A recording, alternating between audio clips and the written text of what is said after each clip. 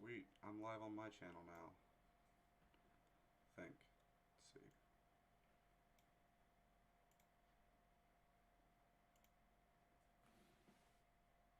I think I might keep this one off.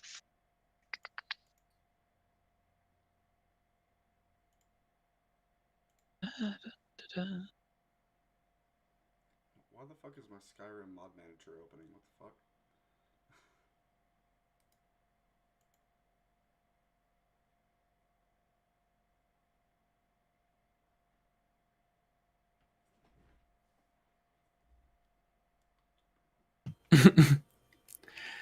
Did you get yourself sorted out there?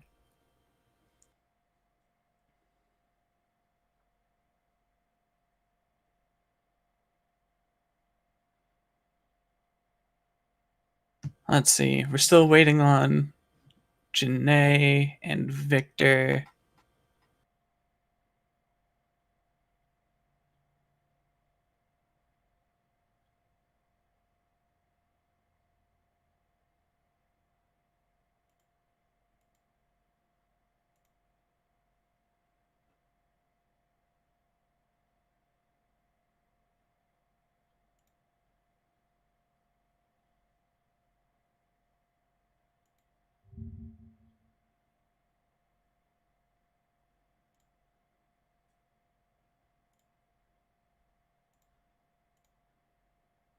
Yeah, we're still waiting on a number of people.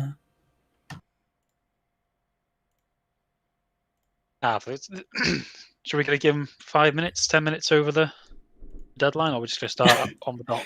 I mean, it's, cool with me either way. Yeah, we can give him some time. This is a very informal thing, I figure. Oh yeah, cool. It's not exactly a job interview, so yeah, we're not exactly doing like a high intellectual debate here. I'll speak for yourself. That's what I'm here for. I'm still impressed that Hakeem responded to your video. That who did what? Is that an insult? No, it's good. It's good. I mean, you're quite a small channel. I thought it was quite amazing. Yeah, it's nice that he decided to. I mean, I quite like Hakeem's content anyway. So. Yeah, well, I personally messaged him on DMs, and I was asking him if he'd changed his mind since publishing that video on anything, just so I was accurately representing his views and stuff. And he said, "Oh, no, I'm generally the same, but make sure you actually link me the video." So I did. Oh, sweet. I think he is this guy who actually gives a crap about the things he says. And, yeah, for sure. Absolutely, I 100% agree. Super genuine. So I think yeah, that's the thing. That's how you know the guy's genuine. Because when you're actually welcoming response videos, it's always a good sign. So, have y'all seen his newest video, the one about like debate bros and the problems with the Western left? Yep, I covered that in my video. Super good. I haven't watched much of his stuff, but I kind of started watching him once he debated with Vaush, and that video like blew me away. Yeah, I knew Hakeem before the Vaush debate. I was kind of rooting for Hakeem, to be in all honesty, even though I'm more like on Vaush's side politically. But I guess Vaush just sort of he is one of those who gets on my nerves a little bit. But as we'll discuss. Oh, yeah. So, hold on, we didn't shift from a all Vaush Red group to an all Vaush Bad group, did we? That'd be pretty funny. Well, I'll fill in for any role, but I mean, I was kind of intending on coming with like a Vaush nuance position, but well, hey, but I think there's a probably a large contingent of people for whom there is no nuance in either direction. So. Yeah, I mean, if you're one of those people who just every single thing Vaush says or does is amazing or evil, then I think. I also feel like there are plenty of people who would say Vaush good who would accept a Vaush nuance position, whereas I feel like there's plenty of Vaush bad people who wouldn't accept any nuance either way, and it's just like if you even interact slightly with his content, that makes you just as as subject to criticism. Oh yeah, no. Anybody who's on this panel is going to be labeled as bad. Exactly.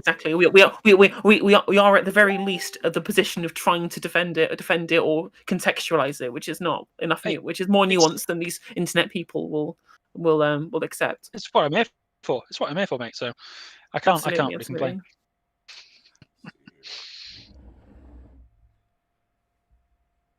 You'll see the Northern Independence Party just won the Hartlepool by-election. Pretty sick. Yes, I did see that. It's an interesting development because normally I'd be against that kind of thing. What I mean is like splitting the Labour vote, but she's got 69% of the vote. Nice. Exactly. So they proved me wrong on that one. Exactly. Lovely. And it depends. Like as long as you get enough like strongholds. The Yanks don't know what they're talking about. At the end of the days, in the big cities, like Labour were going to win anyway. So like, yeah, it's not much difference. I definitely vote for Manchester. I'm up in Manchester, so I'm just going to dox myself. I'm in Manchester. Basically. Whereabouts? Well, not obviously specifically, but Chorlton or Medlock. Oh, I'm Salford. It's around the corner. That's where I'm my in girlfriend's from. Chattanooga, Tennessee. Bang. No, I like the Black Lives Matter t-shirt. It's good. Thank you. It actually doesn't fit, so I always have to wear a shirt under it. So that's fun. All right. I'm not. Sorry, someone's piping my messages saying I'm from Manchester. I'm not from Manchester. I live in Manchester, but I mean, to be fair, the guy's Danish, so I'm just like, okay, well, I'm like, he probably doesn't know the like specifics of a Mancunian accent, so. Manchester, yeah. mate. Also, I'm actually Welsh, but you wouldn't know unless I told you. Taj is setting up his stream right now. 1 second, I think there might be like something on my camera, because it's like fantastic, refracting that light really weirdly. But it kind of looks cool, so I might just keep it. You get that J.J. Abrams bloom going on. Yeah, dude. Lens flare during the debate. That's how you know it's intense. Banging. So I guess once we get everybody in here, are we going to do like introductions and stuff before we... Yeah, for sure. Awesome. Yeah, sounds good to me. As well. Hey, there's someone. Mr. Hey, Peanut. yo. What is up? Oh, I need to turn my camera on. It's not a Bojack This is Horseman very character. meta. Get rid of mine. No, it's fine. We'll just debate the golden retriever picture. His name is Mr. Peanut Butter, and he's beautiful. It's a crossover episode. It's like one of my favorite characters on BoJack Horseman, for sure. Hell yeah. Dude, what's with my fucking camera? Are you streaming? I actually am, yeah. Yeah, so it'll be linked to your OBS, and so OBS is blocking it from being used in Discord. You can't use it in two places at once. Oh, what? Yeah. So So should I what I've take- done, you'll have to close down your OBS, stop your stream, then link your camera on and off in Discord, and then screen capture OBS the whole Discord screen. Yeah, so should I just turn my camera off from... Should I disconnect the camera from OBS? Would that work? That should work. If you have it set up so that you can... Jesus, am I like coming through really loud? A little bit. Yeah, sorry about Thanks, that. just Midge. Oh, no.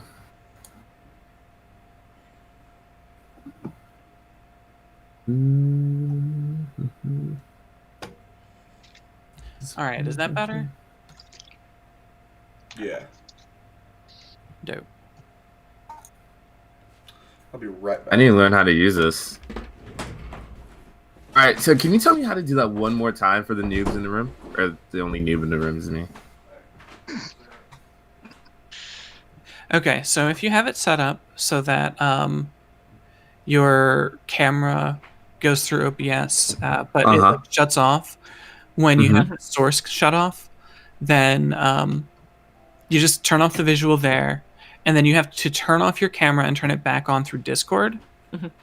And then you'll put a window capture for the Discord conversation.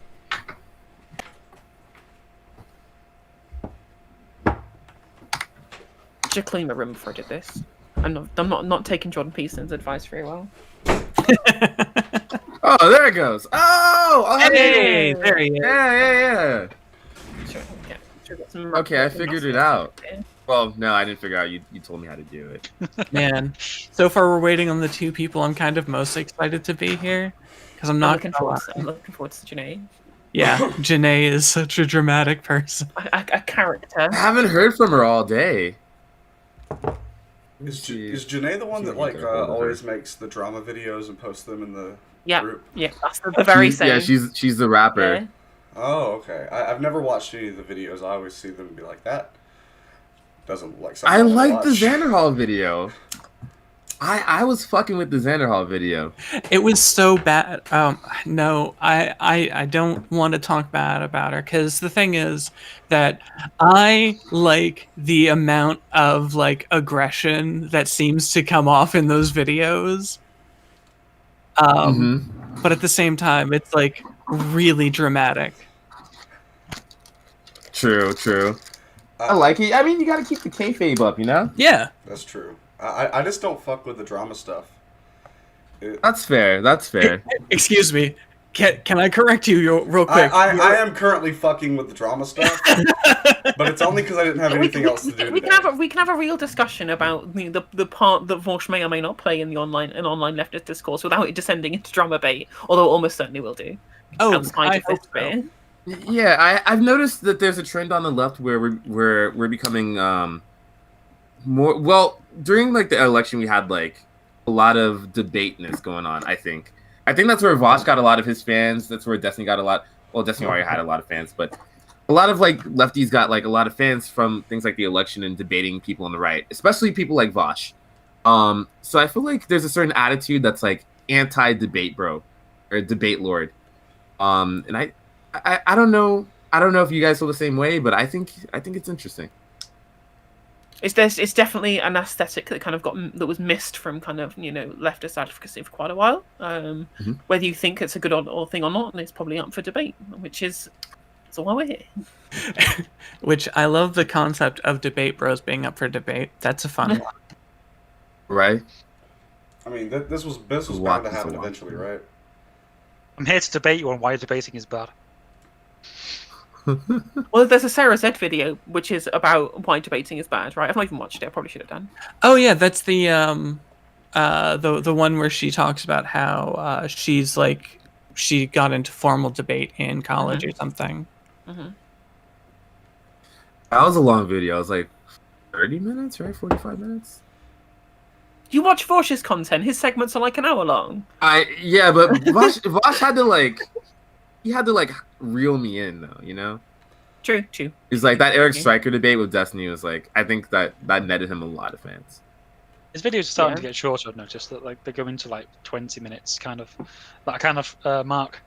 I mean, yeah, well, that's probably definitely minutes. a topic that's gonna come up. You gotta ride the wave of the algorithm, man. You gotta figure out what videos are really catching it. My algorithms.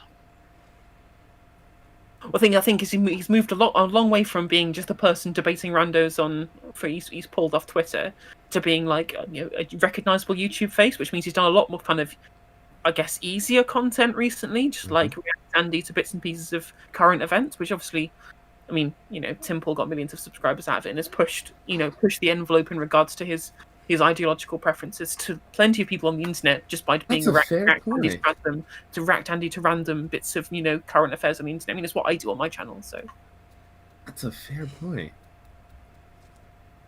No, I think what Vaush does is like insanely valuable, but I think that it's limited in its effectiveness. Certainly, that's definitely right. I definitely would agree with that.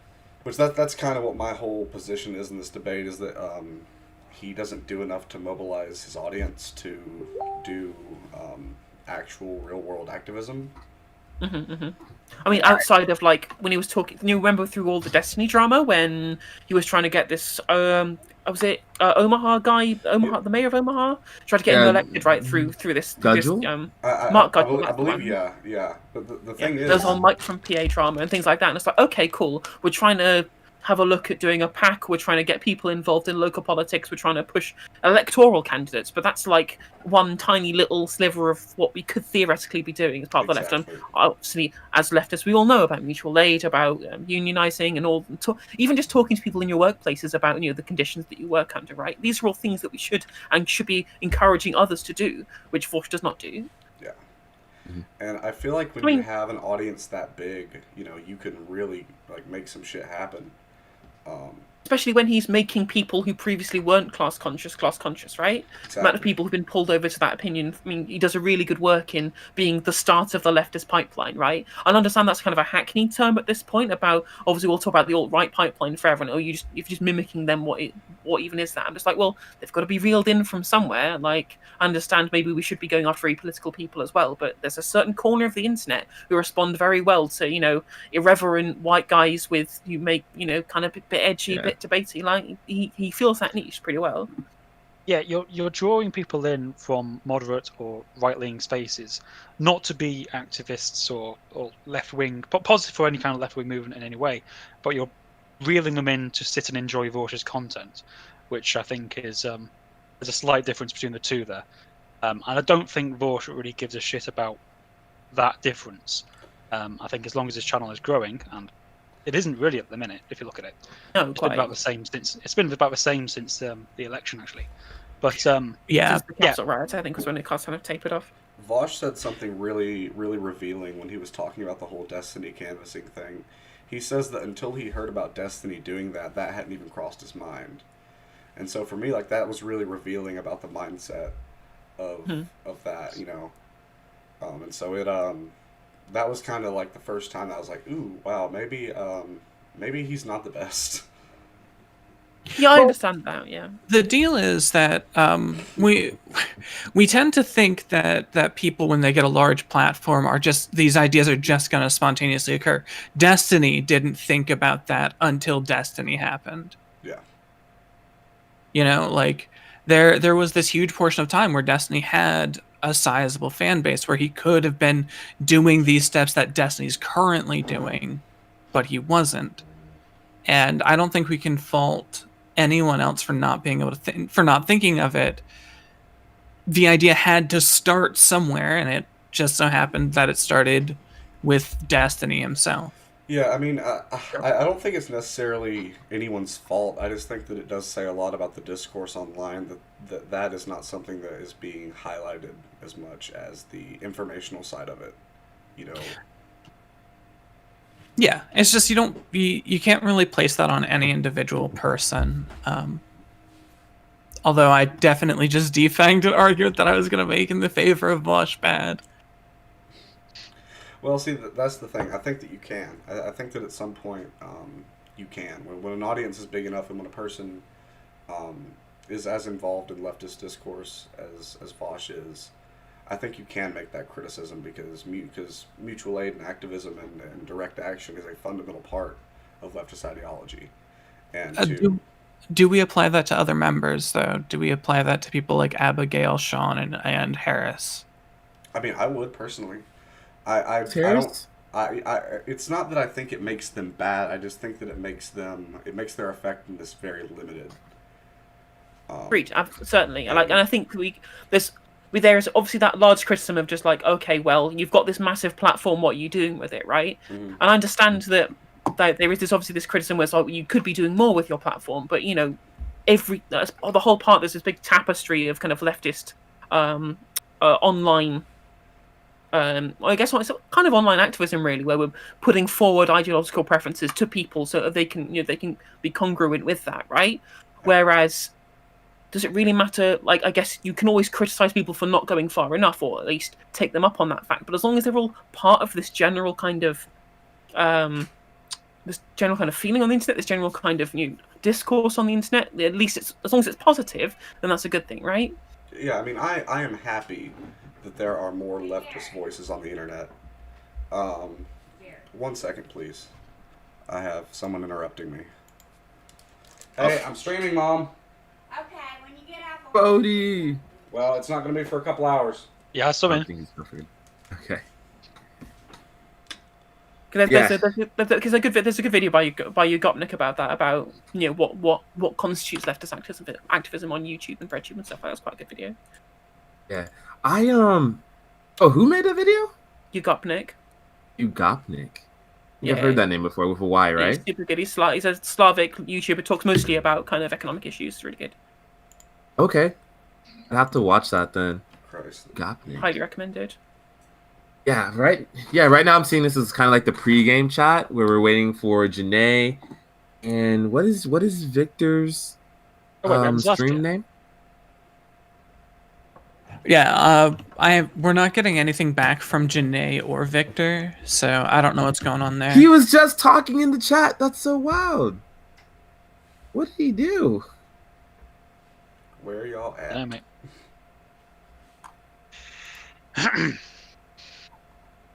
All right, so do we just want to start without them, or? Well, I mean, we're all here and we're like 15 minutes overdue, so. Exactly. There's a point. Where you True. Yeah, I just had like half of my viewers drop. But then it might. No, what? Yeah, no, I'm the one running the vote. Oh. There's a vote? Yeah, if you come over to my stream, twitch.tv/Mr. Nobodies. Holy shit, I've completely forgot to change the title of my stream. Jesus Christ. Twitch.tv/Mr. Nobodies, you'll be able to vote by using channel points. 100 channel points is a single vote, either Vaush Rad or Vaush Bad. The vote is up on screen, and it will play a small musical sting, which will definitely disrupt any thoughts that I'm currently having. Lovely. I highly recommend going and voting on that channel and then coming back and watching on my stream instead. Well, I guess if you're not watching your stream, you wouldn't get the channel points, so I guess that's kind of moot. All right. Should we do introductions then? All right, yeah. So who wants to go introduce themselves first? Right, and on my screen I see Boaty, then I see Mr. Nobody's, then I see Helena. Is it Helena or Helena. Is the H pronounced Helena? Okay, sorry about that. Yeah. I see myself. There's like 1,000 different pronunciations. Technically, from where I got the name, which is a Shakespearean name, it's from Midsummer Night's Dream. In that play, it's pronounced Helena, but I just prefer the pronunciation Helena. Okay. I'll probably like alternate in between both pronunciations just so everybody's happy. Absolutely, whatever. Fuck people up. Let's do it. Or annoyed, whichever of the two. Yeah. So Boaty, do you want to introduce yourself to the chat? Sure. The class? Sure. You can call me Boaty or you can call me Jared. That's my first name. I'm an activist. I work with a nonprofit organization in Tennessee called Bradley County Incarcerated Resolutions. We're a bail fund. We actually bailed out 13 folks last year, which is pretty awesome. Oh, damn. And I'm also part of an ongoing project called Appalachian Panther Party. Where it's a group of activists here in Tennessee. We receive advisement from elder black activists, and we make moves based on their guidance and alongside our own discretion. That thing is still kind of in a formative phase, so there's not much to talk about there. Well, there is, but not for the purposes of this debate. But for the purposes of my introduction, whatever you're comfortable sharing. Yeah. But I know sometimes it's kind of like that. Yeah, no. What if you don't mind me asking, like, what town in Tennessee? I live in Chattanooga. We do most of our work in Cleveland, Tennessee, and Chattanooga, Tennessee. But we have folks all over Appalachia who are. Oh shit! Another black dude. Okay. Hey. So yeah, that's my background. As an activist and as a leftist, I've been watching BreadTube since about 2018. That's what radicalized me. I was a liberal before that, and then far before that, I was an ANCAP. But I was also like 13, so. Oh yeah, you had a Ron Paul Rand Paul phase.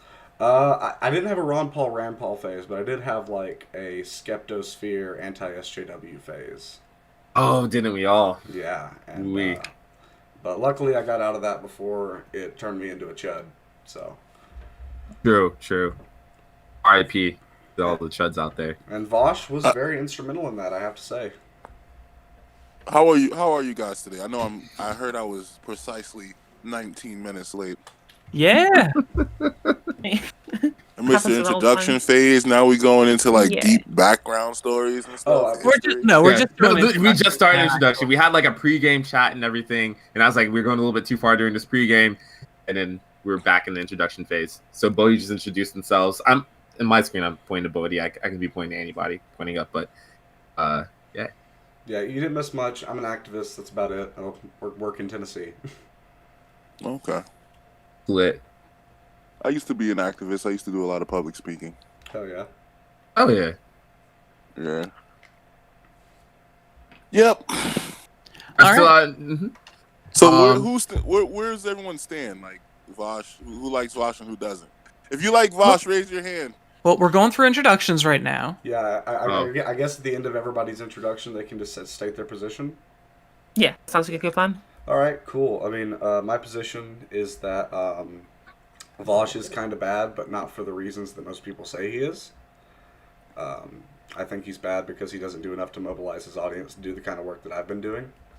And I think a lot of the other stuff that he gets criticized for is either stripped from his context, or they don't realize that it was walked back, or they do and they don't care, which honestly, if you're not going to let people change their opinions, what's up? So, yeah, that's my stance. Vaush is bad, but not what you think. So it sounds like we have one vote for Vaush Bad. All right. Yeah. Love it. Hello, everybody. So one person thinks Vaush sucks dick. Okay. Hello, everybody. I'm Mr. Nobodies. I am a Twitch streamer and YouTuber. I mostly play video games. I'm a general idiot. Instead of formulating opinions up front, I tend to listen to other people's arguments and try to come to the best point in them, and just sort of extract that as my opinion from there on. So I'll never concede a point, but I will always shortly thereafter change my opinion. As far as my opinion on Vaush himself, I think he's kind of an idiot. You can see him form his opinions sort of the same way I do, which if you've got enough free time, you should probably be using that free time to form your opinions more reasonably and responsibly. If you're going to be sharing them out to the public, especially among his target audience, which seems to be between 16 and 30 years old. Okay, so we got two people that think Vaush likes the flavor of Famunda cheese. Anyone here familiar with Famunda cheese? All right, what's up? So yeah, no. So do you want my introduction, or moving on, or? Yeah, you're up now. Anyway, brilliant, no, perfect. So my name's Helena. I stream at twitch.tv/no_justice_mtg. I talk about like leftist politics, especially kind of UK current events. I stream Magic the Gathering. I am the world's best Pathologic 2 player. I am unmatched in my ability to play Pathologic 2. And excellent. And I'm a member of the CWU, which I would recommend anyone joining if they're in the UK, if they work in that particular sector. What is the CWU? I'm an American and I'm ignorant about everything. Oh, it's the Communication Workers Union. Nice. Oh, we have one of those. Thank you for clarifying. Thank you for clarifying. Like me. Yeah, I probably should have clarified. Like, you see, Peter Stefanovich gets retweeted a lot on Twitter, and he's in the CWU. So. Okay. I dig it. So next it's me. Hey, my name's Taj Bin John. I'm with Bars and Joysticks. Wait, I don't think Helena got to say her opinion on Vaush. Sorry, Helena. I'm definitely in kind of a Vaush nuanced position with like more of a kind of Vaush good outlook. I think his overall his position online is a positive one, but I feel like he has shortcomings that need to be addressed. Okay. I feel like right now it's looking like I might be the only like super Vaush positive person here. But yeah, my name's Taj. I'm with Bars and Joysticks. We're a video game, hip hop, and politics YouTube and Twitch channel. Yeah, so pretty much my stance is that Vaush is good. Vaush rad. He helps a lot of people with formulating their opinions. He's converted a decent amount of people away from the right or away from moderate positions closer to the left. So that's always a good thing. For a lot of things, especially something as boring as politics, or as people can perceive as boring like politics, you want someone that can captivate a large audience before going on to the more nuanced points and deeper down that cycle. So we need people like Hassan Piker, we need people like Destiny, we need people like Vaush, you know? While they don't always have like the most absolutely awesome opinions that are absolutely made of steel and titanium, adamantium, and all that shit, I think there's still a value in people like him, and he does a pretty damn good job of getting people's attention, whether it be on YouTube or Twitch or even TikTok. He has a very large TikTok following, actually. And while he does have hiccups as far as like organizing people to do things, I think that can all be ameliorated pretty easily. And I have nothing but high hopes for him. Okay, thank you. I assume I'm next. Yep. I'm ThoughtBat. I'm a relatively new guy on the scene. Very, very small channel, only about 55 subscribers. I'm grateful for every single one of them, mind you. And my position on this is generally Vaush Bad is my general view. Although I'll acknowledge that Vaush has done a lot of good things in terms of promoting leftist discourse, I'm speaking as an anarchist, I'm speaking as a mutualist, and I'm speaking as a general egoist as well. I disagree with many of Vaush's ethical opinions. I disagree with many, as in not as in the results of his ethics, but the roots of his ethics. I don't like utilitarianism. I don't like the fact that Vaush doesn't care about theory. I don't like the way he kind of shits on theory. I don't like the way Vaush kind of goes after smaller smaller leftist figures and just sort of counters on them. I know he doesn't exactly. I know he doesn't like send his armies of doxers after them, but what he generally does do is he just sort of humiliates smaller critics of his, which I don't think is a great thing if you're supposedly the king of breadtube. So yeah, I'm going to be arguing Vaush Bad on this one. Oh shit, save the best for last. Okay, no, I'm joking. Well, so I don't have like a huge online presence. I used to be more into politics when I was younger. I was a journalist for a couple of sites. I used to write a few articles for fuck, I can't even remember the name of the site, man.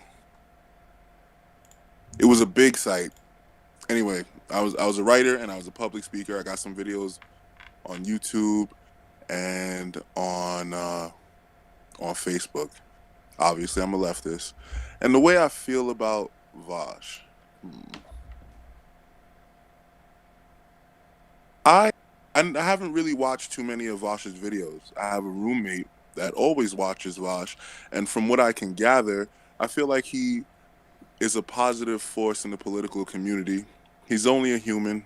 I've heard him say stupid shit. I've kind of watched him do some stupid things, but I overall think he is a positive influence. And I hear some of you guys say that he's not mobilizing his audience, and I feel like that's a learned behavior. He'll acquire that skill over time if need be, but he makes people think. All 6 of us are here right now because he made us think. And the most powerful thing is thought. Thought controls everything. It's our perspective on the world. And he is a heavy influencer on it. He's not negative. He's just not perfect. But if I had to pick a side, I kind of lean towards the. I give him a pass. But I also feel like I'm the wild card here. I'm kind of the comedian of the group. I can see. I'll be the comic relief for this evening.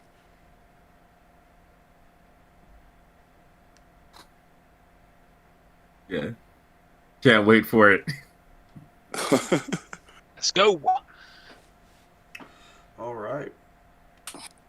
So how are we structuring this thing? I didn't think we were. I don't know. Let's just have an open conversation. Yeah. Man. So for sure. now we're just going into let's go for open it. convo, and if Janae joins, we'll let her do her introduction. Can I ask one question? Sure. Mm-hmm. do I need to talk in an American accent or an English accent? Like, which one would make it more even? Because I could talk like this. That way, everyone doesn't feel left out. If that's all right. I think we're about half and half right now. So if you want to go one half in. I'm actually Welsh, so no. Oh yeah, well, a lot of my English friends say they don't like Welshmen, but you know what I say to them? It's just because we beat them at rugby, that's why. Yeah, it's exactly. I mean, you generally vote more left than England do, so I'm fine with that. Exactly. No, I'm gonna talk like a European. Is that more appropriate if I say European? Yeah. I mean, as long as we can understand you, I don't care what you talk like. All right, so I respect it. So the two white Americans here are gonna have to swing heavy Southern accents, right? Oh God, no! I can do it, but I don't want to.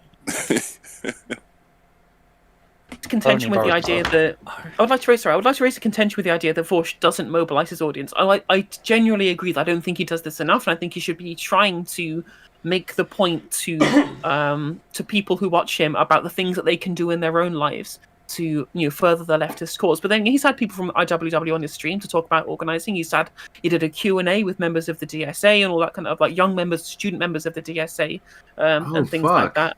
You're right. And he did encourage people to go help out Destiny in both his campaigns. Yeah. And not to mention a great example of him mobilizing not even his own followers. There are two great examples of people who would have been right-wing content creators who are no longer.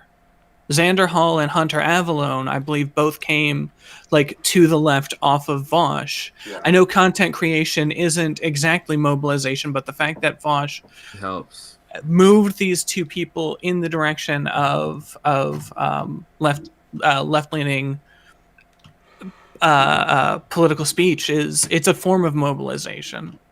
But I think the same case with Shuanhead as well. Shuanhead. I mean, yeah. I thought Shuanhead was kind of like a anti-feminist figure for a bit. She was. Did she ever apologize for doing blackface? By the way. What? Yeah, it wasn't really blackface. It was she used one of those apps where you can make yourself look like different races, and posted a picture of her as a black woman and said solidarity or something like that. Wait, can I say one thing? Go right ahead. Mm-hmm. What's the name of this app and how the fuck can I get it? I think FaceApp. Shit, man. I think FaceApp has those options. Honestly, I'm not sure because I'm pretty sure all those fucking apps are selling our facial data to the highest bidder. Maybe that's a little conspiratorial of me, but I mean, shit. Oh no, I'm 100%. I'm 100% in agreement. I'm pretty sure they do harvest your data, specifically your face data for recognition. Now, I don't know who this woman is, but from what you told me, that was pretty stupid of her. She's dumb. She's very dumb. Yeah, I mean, I think that she makes some decent content, but when you do things like that, you got to be accountable to your black following and shit. Because and to be fair, regardless of her social position, regardless of her social position, she's still become more class conscious over time. Through her own personal political journey, right? Which, if that's moving people over on key issues like universal healthcare, then that's in general a good thing. Although her social takes still aren't particularly great. Let's be fair. Yeah. To be honest, I'd say that Shuanhead was always. I don't think she's changed that much, to be honest. I'm not saying she's still bad or anything like that, but I don't think she's changed in terms of her political positions, because I do remember back in her anti-SJW days, she was drinking Bernie Sanders merchandise mugs, for example, from 2016. So if she was already that far along, then I don't really think I wouldn't say Vaush brought her over. If anything, Vaush kind of reminded her to hang on, sorry. I think if anything, Vaush kind of reminded her to be, hey, don't forget the left-wing side of you, kind of thing. Well, it's definitely her content has definitely skewed more towards class issues and economic issues and policy issues rather than just being kicking and screaming at the anti-SJW barrel. And I think more than moving her, Vaush maybe moved the left to accept her. Because that's a huge problem that the online left has had thus far, is letting people change their mind. Yeah, I think you should let people change their mind, but I also think that there should be accountability for like when you fuck up. You know what? Honestly, the language of accountability has thus far been utterly ridiculous. I The agree. the, the Nice. It has language been. the language of you need to be held accountable coming up every time somebody's like, hey, maybe we should talk with this person. Hey, maybe we should be more accepting of this person. The language where you then follow with, but they need to be held accountable Yeah. is worthless. So what I specifically mean by that, because I know that accountability can be very vague if you just say accountability and don't say what that means. For me, all that really means is recognizing the thing that you did wrong, apologizing for that thing, and then not doing it again in the future. But okay, what function does that serve? The function that it serves is it shows the members of her audience who were, I wouldn't say targeted by that because I don't think she was targeting anybody, but the people who would have been offended by that, it shows them that she recognizes that's not okay. And But she's willing to couldn't she do so? Can't you do so otherwise? Can't you do so by like doing differently in the future? Isn't that the thing that matters? There's still people that you previously would have influenced by such behavior who, you know, would have, if they are engaged in the same behavior as well, they get reified by you enacting that behavior as well. And unless you're specifically coming out in against the thing that you know that you did wrong, how are you going to get these people to act differently in future in the way that you've influenced them, right? It's not just people who are hurt, it's also the people who get influenced by the bad behavior too. Yeah, it's the people in the audience, you know, and like, I mean, on one hand, you're right. I mean, an apology is ultimately a symbolic action that doesn't bring any material change to the world. But what it does is it lets the people who are both in her audience, it lets the people who are outside of her audience because of those things know that she has moved on that. Because just continuing to do what you do and not doing that thing anymore, it can just seem like, oh, well, they knew it was bad, but they're just kind of ignoring it, and that can seem pretty yikesy too. And I think when we're having a conversation about Vaush, like, what do we take as being an effective form of remuneration for you know poor actions that you've taken in the past, right? I know a lot of bad faith criticism of Vaush comes from things that he's done in the past he has apologized for. Like, how long are we supposed to crucify people over these things, and what constitutes you having rectified that position, right? Like, there's so much like gray area in here, whereas, you know, like, we're essentially treating the same amount of cancellation for people who continually engage in poor behavior and never want to be able to change from that, and then a bunch of other people who were just cancelling over things they did, you know, way back in the day. They've clearly changed their position on and have apologized for. Exactly. I think that's where a lot of the toxic Vaush discourse comes from. Yeah, like exactly. That's why I think that a lot of the arguments people make, like, you know, the age of consent comment that he made 2 years ago, and then like really quickly went back on. 3 years ago now, I think. Yeah. Oh, the age of consent thing. I think he just misspoke during that incident, right? Well, no, it was he genuinely thought Wait. under social.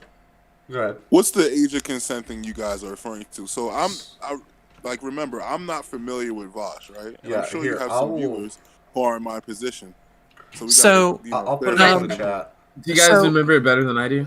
So in one of his videos, he was in the middle of or at the end of a rant and alluded to, or maybe even directly stated, that under socialism, age of consent wouldn't exist. Hold up, I got it right here. It was actually. Oh, I thought it was like. It was a Discord message. Yeah, it's in Discord. Oh, wait, what? that sounds kind of fishy, man. Wait! I thought his age of consent thing had to. Okay, so I thought it had to do with child harm. No, like, you're thinking of the CP drama. That's separate.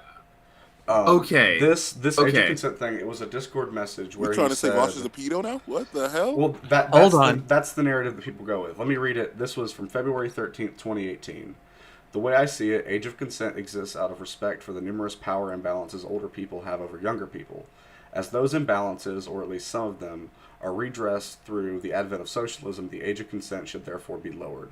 So, people obviously took that, spread it around, and the narrative became that Vaush is a pedophile. Well, since then, he's come out and said that he actually thinks the age of consent should probably be raised. So I see that criticism as moot because he's changed his position. And then there's the CP drama where he was doing a Dead Cell stream and he was alluding to the fact that production that involves child labor is just as immoral as CP. But the way he said it was clipped out of context and made to sound like he was saying that CP was okay. And so... Got a question for you. Go ahead. So CP is child porn, is that what you're saying? Yes. Okay. What do you guys think the age of consent should be? Do you think it's good where it is now? In my country, it's 16. This is going to be very unpopular. I think it's fine at 18. No. I just need to see where everyone's at. Yeah. I think it's unpopular to say that I'm fine with it being 18. I think it's like online, like when I go on Twitter, it's like, yo, if you're 25 dating an 18-year-old, then you're a fucking piece of shit garbage predator. I don't mind other people being 25 dating 18-year-olds. I personally wouldn't. I think if you seek it out, I think if you're specifically seeking out younger people, that's fucking weird. Sus. But I mean, sometimes it just ends up like that. So case basis, like something as arbitrary as how old you are. It's not a strict idea of how mature you are. There are some people who mature really, really late and should never be in any relationships. Fuck it. But like, there are some people who at the age of 18, which is the age of consent, which is in your company, you're probably where it should be, right? Yeah. Like, there are some of those people who would be fine dating a 25-year-old, but there are some people who would definitely be preyed upon. Like, you can't just say 18, 25 is bad, right? Yeah, it's one of those things. And as far as like what I think the actual thing should be, I mean, scientifically they would say that it should be 25 because that's when your frontal lobe is formed. But obviously that's not realistic because goddamn that prefrontal cortex, huh? Yeah. So in the figure out consequences and shit. In the U.S., as far as I'm aware, it almost operates on a sliding scale. It starts at 14 and moves up to like 18 or 19.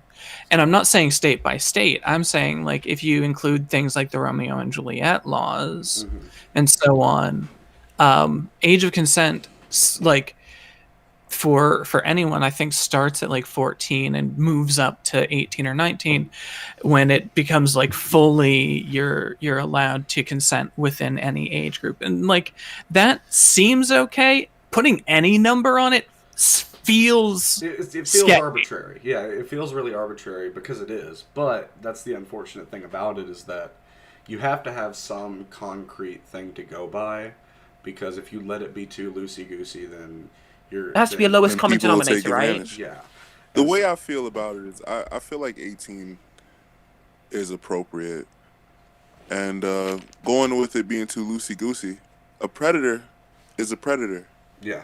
At 18, true. At least you've gained some experience in life to understand what you want, and you can at least gauge certain consequences. I know that, like you said earlier, at 25, your prefrontal cortex is fully developed, but they sending people off to die. Yeah.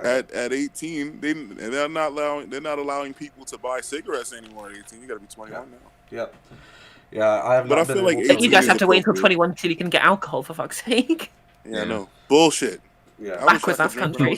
I turned 21 next week, so where I got this. Oh wow. History. You turn 21 next. Look at you breaking the law online. Dude, I've got like a weed poster behind me, man. I don't give a fuck that much. In Tennessee. Wow. Just breaking the law. Breaking the law. Yeah, no, I mean, I think that the age of consent conversation is like way beyond the scope of our skill levels. For sure. Because I mean, like it's there's science about it and there's psychology and shit like that. Fuck it, the age of consent should be 21. You shouldn't be able to fuck, smoke, drink until you're I don't know. It would be nice if all of the privilege got to you at one age, If it was just this hard and fast, like, individual point, right? Oh, did we lose somebody? We lost thought because we veered too far off of the Vaush subject. I'm sorry. I mean, at the end of the day, like, it was just some random throw message in Discord that he's walked back, right? He has since, well, as well as walking it back, has since come out as a firm position that it should theoretically be higher, right? And how long is he supposed to be castigated over random Discord messages? Like, what's more important, I think, as a conversation is the Poppy drama, because that is as far as I'm concerned, that is the most heinous thing that he has done. And the what? Oh, you mean the girl? He's like, I bet you'd love my big fat dick too, type thing, right? All the horse cock comments, yeah, like all that kind of shit. Like, That's like fucking it was weird. in 20. Was it 2017? Now was it 2017? Was it 2017? 2017? How old were we in 2017? Has he not made amends Welcome with back, that sir. person? I was think under he the was impression 22. Has. He has not made amends with her specific them. Is it they them? I think for Poppy, I'm not sure. I think it's they them. I'll go with they them for the moment. I don't think Poppy has, accepted being reached out to by Vaush in this context, but he has obviously come out and admitted his behaviour was completely abhorrent, right? I mean, to the point at which he will literally go online and tweet, "No, literally, I was in DMs. I did this with this girl, and it was really bad." Right? He's completely open with what he's done and owned it in this context. Oh, he was? But can course, we still man. say, well, how safe can people be around him if they know what he's done previously? Like, that's a conversation that's worth having. Yeah. Are we all perfect here? Yeah, I mean that's Who kind of hasn't the made thing. Who hasn't made like a flirtatious mistake? Yeah, I think with that, I mean, He's been open with it. yeah, I think the fact that he's come been forth open with it, and it was kind of creepy. Yeah. I guess I the mean- question is what can he do at that point after coming out and trying to reach out to the person and trying to make amends. I think honestly, I mean that's honestly between those two at that point, because he's done everything as far as like coming to his audience transparently about it. And I think that as far as reconciling it with the actual person who was harmed, I think that's got to be between them, right? Sure, and you got to remember he's only 26, right? We were all dickheads when we were 22. True. I know I was. I'm 20, and But I'm what kind do you of a feel dickhead. about it, man? Because you've been kind of quiet. Who'd you ask? Me? I asked Thought Bat. Oh, Thought Bat. For me, Yes, you. in terms of the sexual aggressive part, I think the question was asked by Helena. How do we feel? How safe can people feel around Vaush after we know that he's done that?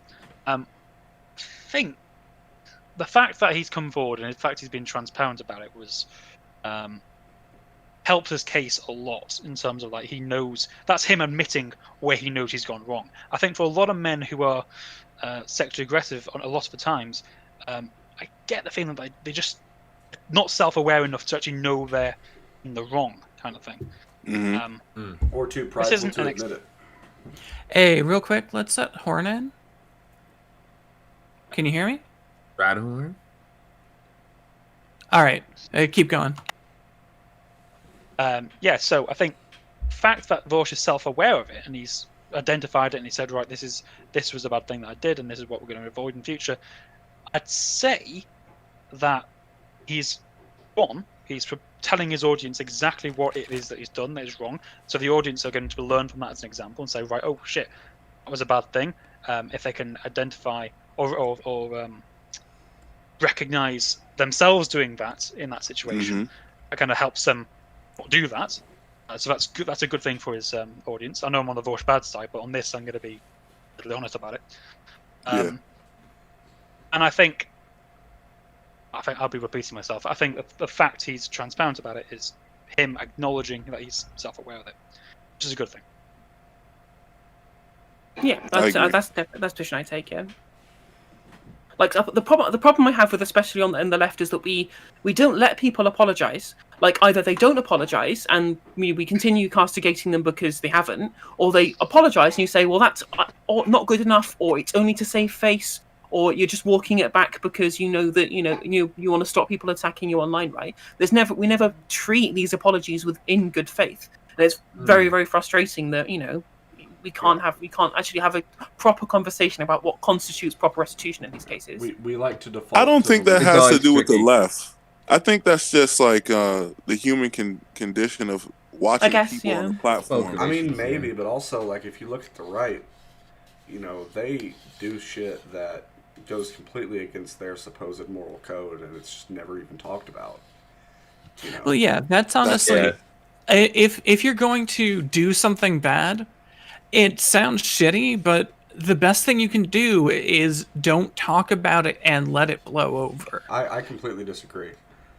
It depends No, on I the mean from an depends on the effective. situation. Hold on, because I May I want interject? to I clarify see what this. you're saying. This is from a practical standpoint. This is not from a like moral standpoint. This is if I go and I fuck up real bad somewhere, if I apologize for it, I'm gonna. What is that fucking thing called? Where the by trying to hide the things you did wrong or by drawing attention to it at all, I'm just making it worse. I'm just making it more obvious.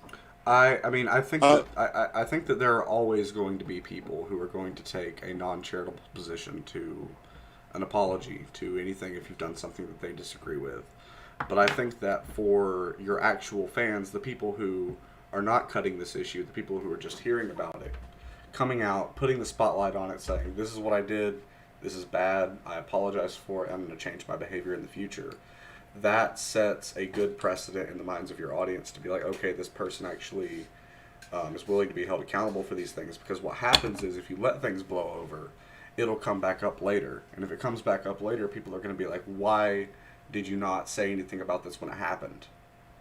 And then you're dishonest. You know, I feel like there's all right. So from a moral standpoint, it's a great thing. It shows that this person has a good character. But from a strategic and political standpoint, I forgot your name, man, with the green headphones on. When he talks about not talking about it and just completely denying it, that's a political strategy, man. That's psychological. If you never admit to it, there will always be a shred of doubt in people's minds, and that will create controversy. And while people are arguing amongst themselves, it allows you to further push your agenda. Shit, people are talking about Trump grabbing some woman by the pussy, or saying it for so long, they wasn't looking at the laws he was changing, the way he was affecting the country in different ways. You know, because you're so focused on some shit that happened in the past that you get distracted. You're not paying attention to the present. It's a trick, man. It's a game. Yeah. Morals and politics don't mix. They're just, it's a part of the puzzle. It's a game piece, man. Yeah, hard to disagree on the morals and being good or politics. bad, he showed that he had a good character, and people can learn from his mistake because he fully admitted to it. He's just a human being, man. We all got loins. Who here hasn't been horny and said some stupid shit while they were horny? Come on. We all have. I think I did it yesterday. Oh my gosh. Hey, Horn, is your mic working? Nope, horny. you're Got the epic fucking mustache and beard, bro. Yeah, right? Yo, for real, yeah. Eat your heart out. Your mic, you're muted. Like, I don't agree with him. Like, I heard a little bit about it before from my roommate about that incident. And he was talking about how he had a fucking horse cock. Damn, women don't even like big dicks nowadays, man. That's like some shit from the 80s. But yeah, you don't. It's all about catties and the maid dresses nowadays. Ah, yes, the 80s, the decade of big dicks. Big dicks, big boobs, all that. But, the 90s was the big boobs time. 90s was fucked up. Everyone was like so fucking horny. Like the ideal woman in the 90s is like no ass, huge knockers. The 60s. Thank God the everyone 60s was like surfboards. Because at least two of us wouldn't be here, right? If they were. Let's see. But go ahead. I forgot what I was gonna say. I think the whole being very difficult to sort of forgive and forget with the left is possibly a bad product from a good attitude. Let me explain what I mean. On the left, I think people hold very high standards for their figures that represent them. Because if you're left wing, you're promoting a progress in ethics, I suppose. Do you think the left is weaker for that, for holding such high standards when the right doesn't? No. I think it is. I don't think there's. I wouldn't say weaker. I'd say it's perhaps a difficulty because I think the way the right will just have literally anyone on their side so long as he gets some votes. I think, it does help them a little bit, but it's just something that I think it might make something us that we've got to navigate around. it might make us weaker, but I also think that it's a testament to our actual beliefs. Because here's the thing: a lot of fascists, a lot of reactionaries, a lot of conservatives, they really don't have ideology. They have a few key issues that they care about, and they will put their boots behind anybody who agrees with them on those issues. And on the left, it's a little bit different. First of all, we're not the ones in power. They are kind of the ones in power, ultimately. Mm-hmm. Even though we have a Democrat as president, we're still underneath neoliberal hegemony. Still very right wing. Yeah, and so we're fighting. Yo, that man is barely democratic. Yeah, I mean, yeah, he may as well be a Republican, but you could say that about just about every Democrat from the last 50 years. It seems like. These people on the right can coalesce around the status quo, which allows them to be able to not be discerning about the people that they're allied with, because as long as they generally agree on protecting the status quo, then they can get on regardless of those differences. Whereas on the left, we have this massive disunity of thought. When you're challenging the status quo, you have to propose an alternative. So we fight amongst us about what those alternatives should be, right? Yeah, right. And also, I mean, we have on the left has a lot of like marginalized folks who are like affected directly by the system. And personally, I don't want to bring people into the kind of leftist spaces that I'm in who have like reactionary opinions about black folks or transgender folks and stuff like that. Do I think there should be a space for those people on the left to develop? Certainly. But I don't think that space is, like... leadership. Say again? This is something that I think we need to get better at on the left. Hi everyone. Sorry, I forgot I had push to talk active. We need to get better. A little bit. Oh, sorry, microphone's a bit too loud? Yes. Very much so. Spiking. Oh, sorry there. I'll jump back in with my thought when I've got that sorted. Thank you. Sorry, Radhorn. Yeah. Can we get him to do an introduction when he gets his shit together? Definitely. Yeah, I'm down. How's that level sounding? That's a lot better, yeah. Just a triple check. Fantastic. Just triple check, by the way. Everyone apart from me is he, him, right? Yes. Well, I am. Sick. Yeah, we should have put our pronouns in there. I should completely forgot about that. Such a bad transfer. I was just saying, something that I think we should get a lot better at on the left is having a more clear delineation of spaces with different kinds of purpose. So we should have spaces where recently de-radicalized fascists are welcome and where they can be taught these things.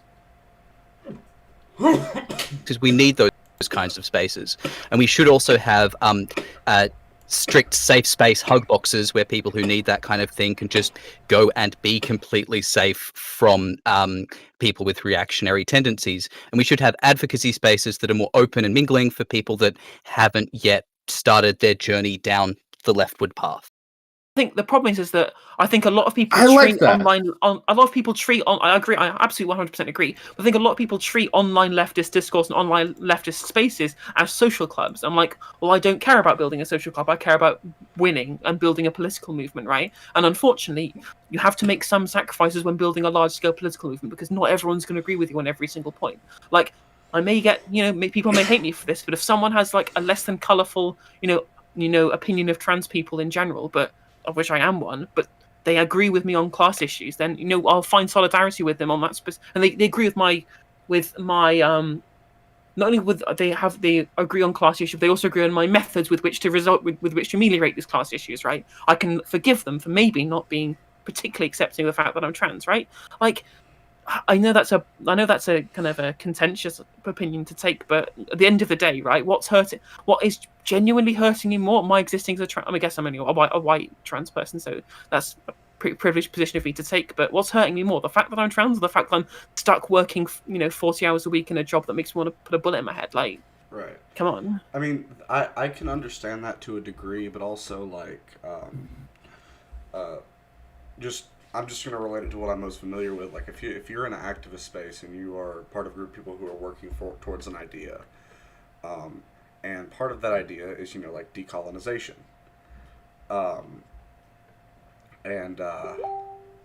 If you're with a bunch of people who they understand like class issues and they understand race issues a little bit, but they don't understand decolonization. They don't understand the need for like solidarity with like Native American folks.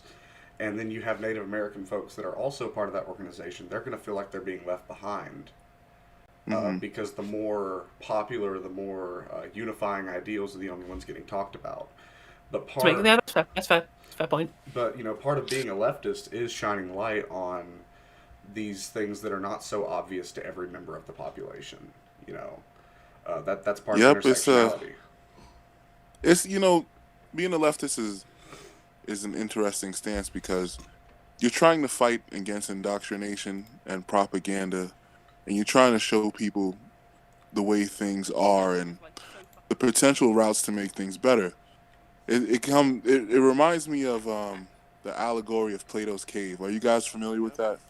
Is that where people have their backs to the wall or their backs to the sky and looking at the wall? It's shadows. All we know is the Something like shadows, that. and we've Well, never I mean- seen the outside world.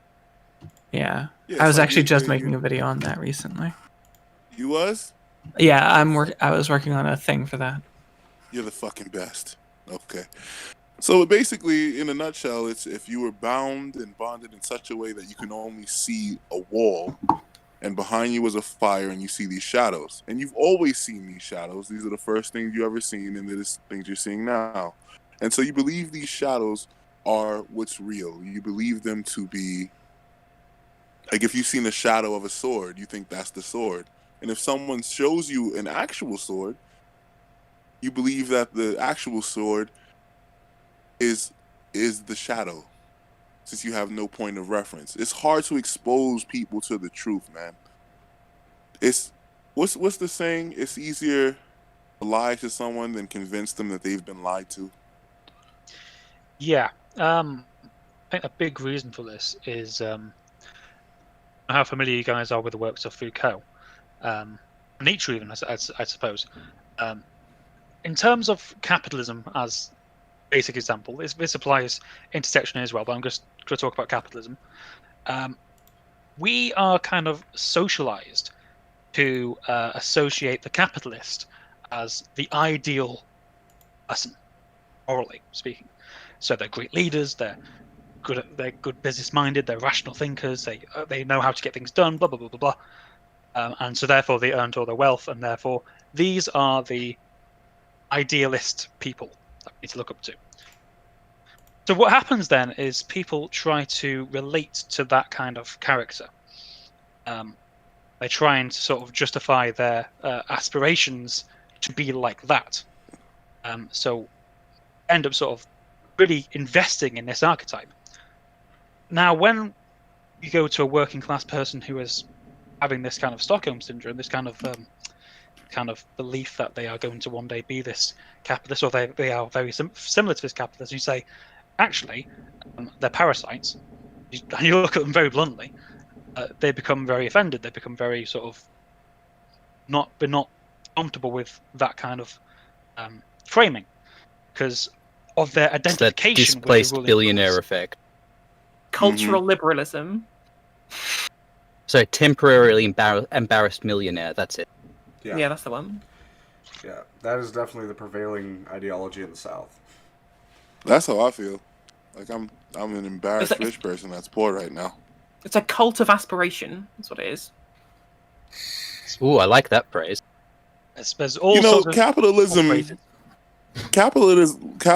is good at building an infrastructure in a society. It's nice in the beginning because it motivates people, but after a while it just kind of fizzles out because the people who gain power just fucking hoard it all for themselves. Well, I mean, what happens is it begins a steady climb of growth at the beginning, and then that growth exponentially gets faster as time goes on, and the people who can't keep up, i.e. poor people, get left behind. It's basic Marxism, right? And it's that you know socialism is the end point of capitalism, right? Yeah. Well, we're hoping so. Here's hope. You said that fascism is the end point of capitalism? Is that what Socialism. Socialism. Oh, socialism or what the fascism, fuck? right? Hopefully not national socialism. Am I right? Yeah. Yeah, that's the thing. I mean, there's several fucking endpoints. There's socialism, there's fascism, there's stick and rock world. We don't know how this shit's going to yes, turn out. the Anne Prim fantasy. Good old Return to Monkey. All that we can hope is that we, as the left, are steering this ship in the right direction and steering it with enough force to actually get there before we inevitably hit the fucking wall of climate change or global poverty or automation or whatever it is that's going to end the world as we know it. And so climate change isn't real. No, I'm joking. And so I debated someone that didn't believe in that actually the other day. To be fair, the way climate change is going, we had a prime minister that didn't believe in that a few years ago. You know something? We had a president who didn't believe in that a few years ago. Like literally, very true. My news fucks up your country. Like last year. I don't know if Trump didn't believe in it. I just don't think he believed in the money he would lose. You know, Trump didn't believe in anything. He was just an agent provocateur. He said it was a hoax in China, right? I think that was an actual tweet of his. Old ass rich people don't have to believe in climate change or COVID or anything because they are going to be dead before it affects them. Or they're going to be so rich it won't affect them. Yeah, exactly. So our former prime minister said, and I quote, "Climate change is absolute crap." Sure is. It fucking sucks, doesn't it? Love it. Sure, Murdoch slipped in plenty of money. I heard about climate change. I was a kid and I was hanging around my grandfather, and he was working on his car. And he just started to talk about how it was warmer on average. Like, it was a lot hotter nowadays than it was in the past. That's just the conversations he would have with me when I was a kid. It's true. And then I start seeing, like, people don't understand the difference between climate and weather. You know, it's just ignorance. Well, the same people don't understand the difference between like a personal like, how you deal with personal wealth and how you deal with like country's wealth, right? How people don't make the distinction between the two. Or with how people don't know the difference between sex and gender. But that's the system. Or estrogen and phytoestrogen. I don't know the difference. Phytoestrogen? Phytoestrogen is just a plant compound that does a similar role to estrogen in plants, but doesn't actually affect humans in the same way. I'm here to talk about Vaush, not a lot of fucking nerds. Yeah. Thank you. No, I was about to get back to that. All right, so what's one thing, like one example that we can talk about of Vaush being a fucking bad person? So talk about Vaush's I want something good. Like, give me some. Like, I'm in the middle. Should we talk about the N-word? I don't give a fuck about that. I really don't think like most black people give a fuck about his contextual use of the N-word. It'd be like black people being like, "Oh man, fucking Leo DiCaprio said it in fucking Django Unchained." Type shit, like his context. I was about to say the only times I've ever seen him use it was when he was talking to a racist individual, and he's like, "Listen, why don't you just fucking say it then?" Yeah. So yeah, I mean, I've talked to some black folks who were not super happy about it, but I mean, regardless of that, I just feel like first of all, I don't think it worked. In the debate. Can I say something about it? Clearly not seen it. Yeah. Please. If I may interject, I am kind of a black person here, and I hang around a lot of black people myself. But I actually hang around everybody. When he said it, and I heard about it, and then I watched the clip and shit. I watched a portion of it. He just trolled those motherfuckers. You know, I feel, like I said earlier, when you're on a public platform, you gotta be a little careful because things are taken out of context. But fuck, man, who doesn't say the N-word now? In this room right now. Let's keep it gangster, yo. Right. Who hasn't fucking said it? Wait, ever? I am way too white to say it. Almost ever. The only time I'd say it is actually in a similar context to what I was referencing when I'm talking to a fucking member of the KKK or something, and being like, "Why don't you just say what you're actually thinking?" I say that shit when I'm fucking ordering breakfast, bro. I'm in Australia, so the N-word isn't really culturally a thing down here. So I've never had the urge to say it. It doesn't really get used in conversation. You've never. The closest I've ever come is describing a Spanish paint company called Vallejo, and they're a Spanish company, so some of their dark colors are like negro gray, which is just black, But Negro gray. is black in Spanish. That's what it literally Yeah, is. You can't say it any that's other the way. closest Negro. I've ever come to dropping an N-bomb. Yeah. Well, to be fair, in Australia, you have like a cheese that's named after a racist epithet, which is hilarious. Yeah, What's the name of we the have cheese? our own racist Can't say it on terms over Twitch, I'll here get that are very banned. specific. Yeah. I've heard that Wait, certain you European can't say countries the name have. of the cheese? There was a cheese called COON, with Twitch ways, so I don't want to actually say the word. Can I Oh say it? wow! Can I say it? It Wow. was Yo. called that because Yo. that was the Cheese? family surname of the people who started the company. Oh But wow! it just got changed last year. Bro, would you eat that cheese, Taj? I'm not really a big cheese head, man. I'm not. Was it I good? probably would. I would eat Was that it cheese. cheese? bro. I have. It's Right. probably some good fucking cheese. You put that bitch on a cracker? Wait, So that the po- sounded bad. I'm sorry. I gotta be careful what I say. That was a Bring it great back. A joke. TOS. Oh lord. Look, see, you can't. The point I just made with that joke is you can't fucking say anything anymore, man. It's just language. Like, Yeah, I mean, I know a lot of it has weight, but the way I feel about Vaush saying the N word, man, he doesn't come across to me as racist at all. I watch him troll so many racist people, man. It's fucking hilarious. What are you talking about? in the He gr- is in the grand- seriously racist against British people. well, True. Only British people do. True. No, I'm joking. I'm joking. Here's I didn't the know way I that. feel about it. Like, Is he like prejudiced against British people for real? Yeah, he fucking is. What I can. Ooh. we got Oh some- really? Now We're we got going a to say little English sauce people now. on that one. He does It's have a Celtic meme. blood. Do you think Got he knows Celtic the difference blood. between a Welsh person and an English person? He's clearly like one of He his knows big the difference between a failures. Celt and a fucking Angle, so it's fine. I guess. Like Do you one think of, one he's of, like one of, more prejudiced to British people than the standard American though? No, I don't think so, but I just think he's really kind of culturally ignorant about Europe and Yeah. a lot of other parts of the world as well. He's Dude, very kind of who isn't? America-centric. Like- I mean, to be fair, lots of Americans are, so I'm not going to hold it over him. I don't think I could Thank name you, 'cause, 5 European dishes. Like, genuinely. Wait, I can name one. Can I name one? I'm very proud of that. I know this one. Hit it. Wait. Oh, no. Chocolate sandwich biscuits. And if I translate that into American, that's an Oreo. True. Jesus. True. Wait, you just said European, not British, just European. Okay. Dude, why the What? fuck Can do I they name call five? paychecks That's a wage continent, packets? European, bro. All right, so back on topic. Hey, if Someone you was want trying to to make say British something. food, if you want to make British food, you just put it in a sandwich, anything, crisp sandwich, ramen noodle sandwich, anything, right? My point, though, I was going to make was about the Vaush N-word drama, which was that, okay, brilliant, I understand that it probably isn't a massive deal, but what did he gain from doing it? Like, I don't think he gained anything. I think he just wanted to say it. It was kind of cringe.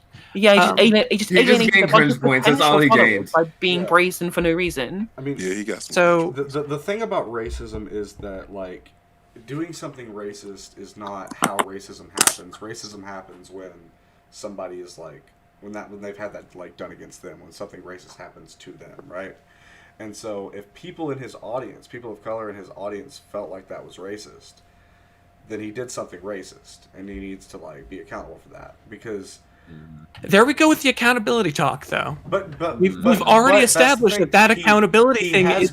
has been. Did black people in his audience feel that way? I just don't know what people in his audience felt that way. But like you don't know how anybody.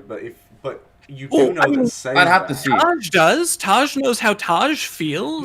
No, but what I'm saying is I'm not talking about just Taj or just anybody else. I'm talking about the plurality Overall. of people of color in his audience. We don't know how they all feel, but Yeah, I'd have to see. I can guess based on like what I know about the N-word and what I know about how it's been used historically. You're using that- you're using a bad framework there because you're using a third person framework. No, like he has a like How do you both I- have a point.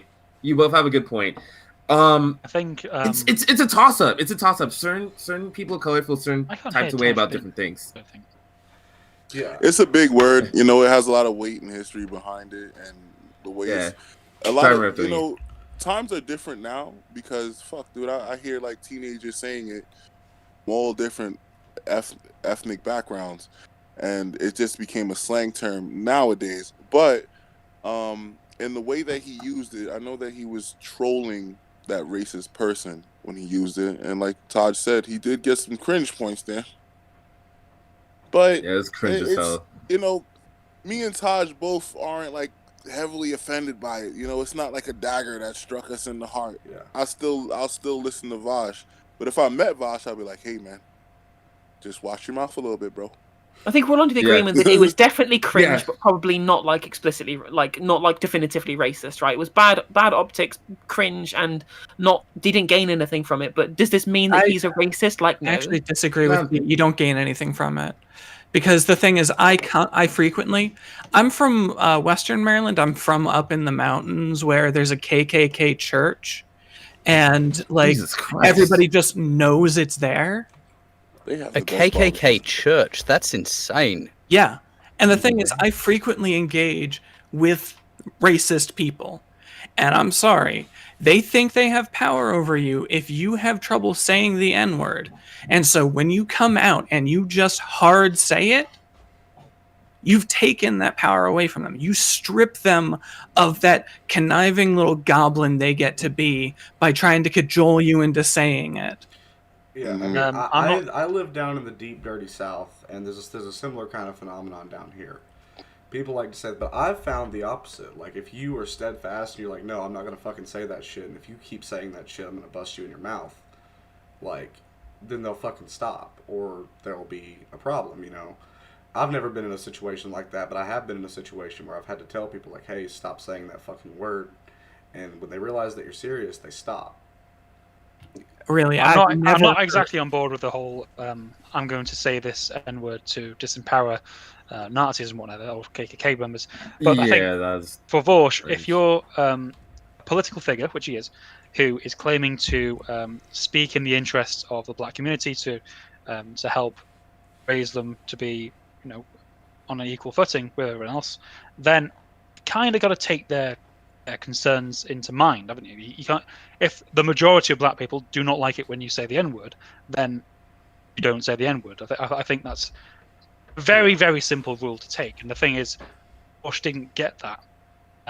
So I know he's took that back, and I know he has made videos, and I've seen them where he's talking about how that was actually a bad decision. He used to defend it, but he doesn't anymore. Yeah. I hope no one finds out about that. You can't. I think the fact that he's walking back should honestly be kind of a message to his audience to be like, hey, like, yeah, that wasn't cool. Not that his audience should just, you know, unilaterally agree with whatever he does, but like, if you're in the business of defending Vaush, and he's, I feel like the anti-Vaush crowd feel like that none of his fans ever criticize him, which is like complete nonsense. Like his fans criticize him all the time. We criticize him his fans constantly. criticizing him. yeah. Well, I mean, the VDS crowd is real, and just because That's I'm here real, saying yeah. that Vaush bad does not mean that I'm one of them. Oh, I was And- definitely. Oh yeah, but it's just But there is a similar sect of that in Vaush's community of people who will like staunchly defend him on anything. And All right. That's I going to got happen something. with any person who's large enough. I mean, Exactly. Vaush has a massive, massive community. Yeah. exactly. There is a general, so this relates both to this specifically and to Vaush's controversies in general that I'd like to. So both Taj and Raw have, went and looked at a bit more of the context of how Vaush used that word, and from what you've said, seem to come to your conclusion that, yeah, you're okay with how it was used in that instance. And there's this wider thing where it seems like a lot of people taking very severe and vitriolic issue with the things that Vaush does or says are often relying on small segments that have been selected to either remove critical information or to just present this most inflammatory part of a discussion without, and thus, spreading around kind of what is probably while it feels dishonest and like disinformation, it is probably meant genuinely from a lot of people who share it. So I'm not trying to put aspersions on them, but I do get the impression that there are a lot of people who have gotten this idea of Vaush Bad, and it's a meme, and it's a big meme that's caught on through the left, And because of that, they will see any proof that someone presents and they won't be critical in approaching that proof. And they won't go, okay, hang on, what was actually being discussed? What went on here? Right. The whole CP, Vaush supporting CP controversy is all about that. Like, that was admittedly a poorly worded argument, but it was about vegan ethics. And people went and ran with that in a really weird direction. I think there's a similar root thing in a lot of the Vaush Bad controversies. Yeah, the people don't know. People do not know how to do research because the average person believes the first thing they hear if it's from a semi-trusted source. True. So That's if very if true. someone presents you with some information, like Vaush saying the N-word, fuck, man. I don't like when people say the N-word too much. I don't really use it often unless I'm at Burger King and they're pissing me off. But So there's an idea that I want to present to all of you folks. Anyone who's got any degree of a platform, whether it's like me, I get like 2 or 3 viewers a stream. I'm just starting out, but to really try and push the skills for people to learn media literacy, it's a teach a man to fish situation, because the more that people can look at and understand and analyze the media in front of them without having to rely on talking heads like us to tell them what to think, the more good faith discussion I think we'll be able to foster on the left. I think if we can learn how to tell people, if we can learn how to teach people how to think, how to be skeptical, that's the point. But then again, if we are trying to like build a platform, we're all going to be a little selfish and be persuasive to people to make people think more like us. That way they're attracted to our content. But the biggest thing is to teach people how to be skeptical, critical thinkers. But the problem is we have an educational system that explicitly wants to do the opposite of that, because our education system is set up. Cogs for the machine. Yeah, exactly. They explicitly press on neoliberal propaganda, for instance, from day one, right? I kind of wanted to touch on just like the core of my issues with Vaush. The whole idea of not mobilizing people enough. Honestly, it's not even so much a problem I have with Vaush. It's just a problem I have with the online left as a whole. The only reason I'm talking about Vaush in this scenario is because that's what the topic of discussion is, right? But it really is an issue because I feel like that, our cause is urgent. People are continuing to die because they don't have food, or they're getting shot by police, or wherever else it is. And the planet is continuing to die, and it's continuing to get hotter. And as the left, there's only so much utility in these types of conversations. But there's a whole lot more of a utility in like conversations with like a local farmer about setting up like a supply chain to a local town, so that if society collapses and you can't get food at your local Walmart, that you can source that food from within your community, right? And that's a project that we would be interested in doing as leftists. But it's an interesting project. Yeah. Instead of talking about those things, though, we talk about people like Vaush, and we talk about these social phenomena, and it's not that these things aren't important, it's just that these things are, they can kind of clog up the works when it comes to getting to the real meat of our cause. Presented in online content, for sure. And like, so what you're saying is because Vaush has such a big following, with great power comes great responsibility. He has more of a responsibility to put these people together. everybody. But on the same token, he is converting a lot of people from the right to the left. Yeah, I mean he is doing a part of the work. He's getting a large following, man, and some of those people that he's converting, they may be the type to go out there and put their feet to the streets. I'm not an online guy. Yeah. When I see a problem, I go on the streets, man. I was so one thing I did, right?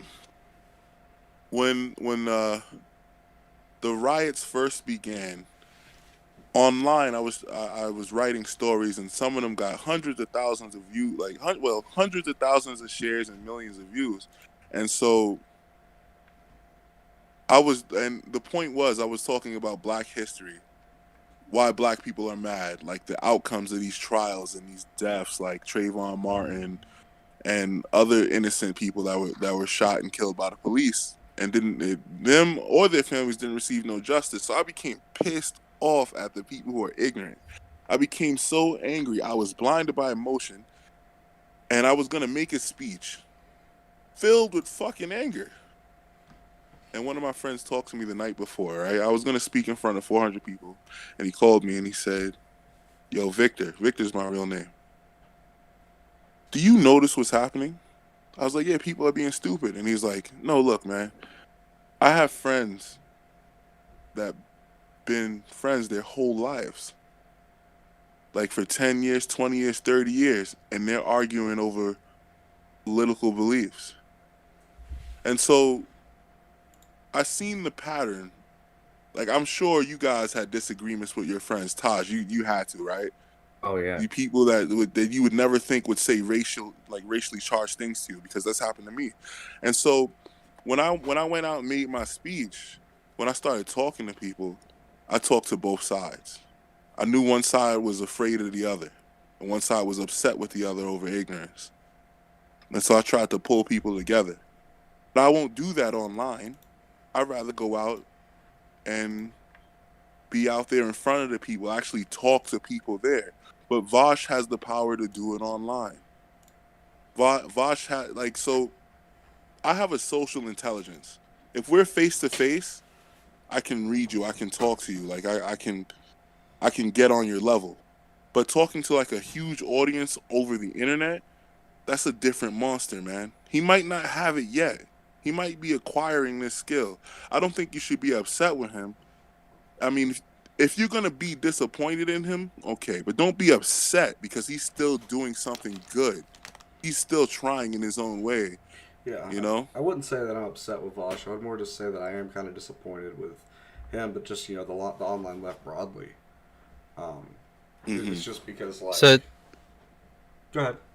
So there's a few things that he does do that I think are good in that front with encouraging IRL activism. He has gotten a number of people on who are involved in IRL activist and community support mutual aid projects, and gotten them on to talk about things like organizational strategies. He's often used, albeit quite meany, kind of, you know, get out, get involved, go to protest things with, hey, you're a lonely so-and-so, you can get out there and make some friends, and who knows, maybe even some love will bloom when you're out there throwing bottles at the police, kind of thing. He's brought it up and he's touched on it. Allegedly. It's just, I just feel like that if I were in his position, and obviously it's completely hypothetical, because who knows what you're going to do in that position, but I would like to think that if I was in that position, I would be really, really working hard to, like, plug people into local resources and stuff like that, because, you know, I've been in rooms with folks who, like, they talk about, you know, their history and activism, like, you know, people die doing this stuff, right? And so it's like, it's an imperative kind of thing. And I feel like the left almost thinks of it as not like that sometimes. Do you mind if I push back on this one? Because, and I don't mean to discourage you, because I know you're young, and that's actually a really important thing. The way you're looking at things right now is a really important thing, but it's also in part because of how young you are that, like, you're seeing that, like, this you're thinking of things very locally right now. Mm-hmm. You're imagining it's almost like the imagination that's going on is saying that Vaush's fandom is a fandom that sits in one room, and it's unfortunately not. Mm-hmm. You're not, like, when you talk to these other groups, when you're engaged in this activism that you're doing in real life, mm-hmm. you're sitting there in a room with these other people. You can give them local resources. Imagine then having to channel that to every locality. We have people here from Europe. We have people here from the middle U.S. I'm from the East Coast. We might have people listening from the West Coast. Imagine being the single individual and trying to filter all of these people into their local resources. You can say, go out and vote local, Yeah. but it's very hard to actually encourage people local. Yeah, Actually, I think go ahead. Yeah, you both made good points. Boaty, like you're right. Like he should encourage people to do things more locally. Mr. Nobodies, you're also right. Vaush has a large audience all around the world.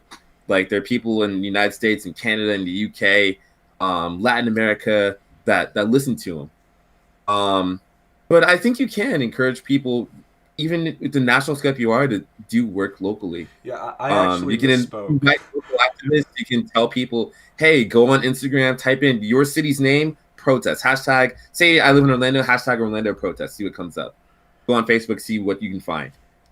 It's not all the protests out there. I know a lot of groups organized on Signal and on Telegram now, but that's a good head start. Or how to start your own local org. Like Vaush doesn't have to speak on that, but he can have so many people in his audience, like come on for like a town hall or for things like that. So I think it's possible for him to do that. Yeah, I think when it comes to protesting, I don't think it's like. I don't think that should be the number one priority, because I don't think it's that effective to reach the end of a means. There's so many other things that you have to do besides protest. Like you can gather when you protest, you gather the attention of the masses and you pull people together. Yep. But then you have to use that people power in other ways. Because if you just protest and you think that's the end of it, you're fucking stupid. You don't. I think people are more moved by personal connections anyway. Like, I think you're much more likely to convert one of your friends over to your position through just a conversation that you have with them. Just talk about your friends with unionizing, like talk about your workmates with unionizing, things like that. These are things that actually have an impact on a local level, much more so than just, putting up a placard and standing around. Because at the end of the day, half the time, it's just virtue signaling to other people. Like, I hate to use that phrase, but a lot of the time, that's all protest ends up being. It's true. Like, protesting, this is actually like a really... No Justice is...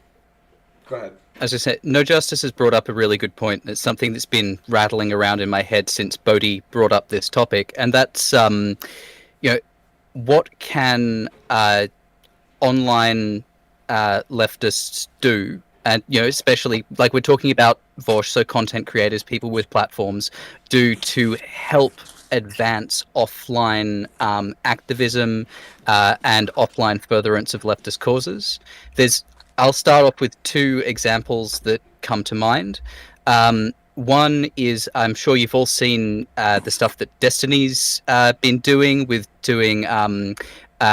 like on-the-ground, door-to-door rally drives for Democratic candidates. Yeah, for the United States Senate in Georgia Senate. Yeah, and for the mayor of Oklahoma Nebraska. Sorry. On a much kind of smaller, more community level, Actual Jake of Hannah and Jake does, I think once a month, they do a mutual support stream where he selects causes from within his community. So, maybe someone's facing homelessness or needs to save money for a surgery, whether that be essential surgery or like a really personally important elective surgery kind of thing. And they do fundraising for that person's particular thing on that day. So he's building a sense of community around those principles of mutual aid. So I was just wondering, does anyone have any thoughts on other examples that people can do and use? Yeah, I think Okay, sorry, go for it, sorry. I think that, honestly, the main thing is signal boosting. I am almost certain that there are plenty of people in Vaush's audience who are activists in some capacity at home. And if they're anything like me, I emailed Vaush about, like, some of the stuff that I was engaging with and stuff like that. And I think that it would be good for content creators to, when they see this kind of thing from their audience, signal boost it and say, this is a good example of how you can apply your ideas in the real world. And this isn't me being salty because Vaush didn't respond to my email. I could honestly care less about that. But, you know, if it was, you know, something with a little bit bigger scale, you know, I would like to see, you know, a segment on that. Like, hey, you know, somebody hit me up and told me about this awesome thing they're doing. And signal boost that idea and put that seed into people's heads so they'll want to replicate it. Similar to like the Thought Slime Eyeball Zone, right? Just like try and put a spotlight on things that are happening so people can get engaged, you know. Otherwise, we're just going to spend online all the time developing parasocial relationships with streamers from Seattle. Like, come on, Exactly. that's why I think so. That's why I think it's good that he exists. He's good at convincing people. As I said, I think personal relationships are the way you change opinions and the way you get to people. And parasocial relationships are, you know, fortunately, they're part of that, and that's why people get convinced by him, because he's a personality and engages with people on that wavelength. But unless he's using that position to be able to get people to engage outside of that, I think it's wasted potential. Yeah. Speaking of people paying attention to things real quick, do y'all mind if I do a plug real quick? Yeah, of Go for course. it. If anybody's interested in voting voting in the poll, we have sort of an ongoing thing over on my chat at twitch.tv/MrNobodies, where you get to vote Vaush Bad or Vaush Rad. Just pop on over. You can vote with channel points if you just hang out in the chat. So I'm going to make my last point before I go, because it's about 25 to midnight. I need to go to work at 6:30. It's about 25 to midnight. I need to go to work at 6:30. Question: how much responsibility we really should be putting on Vaush to? I know this doesn't sound like a Vaush Bad position. How much responsibility we actually should be putting on Vaush to do things like union action? Because, for example, he's not a union leader. He's not part of a union. He's not really a worker. That's something that the unions do themselves. That's something that BLM do themselves. They're the ones doing the grassroots organizations. You can't be a grassroots organization if you're led by a YouTuber, for example. Of course, that Vaush can signal boost and do all that. That's just not really his role as a YouTuber. His role as a YouTuber is to just spread narratives, spread rhetoric, try and get people inside and all the rest of it. So I kind of look at what he does in that regard.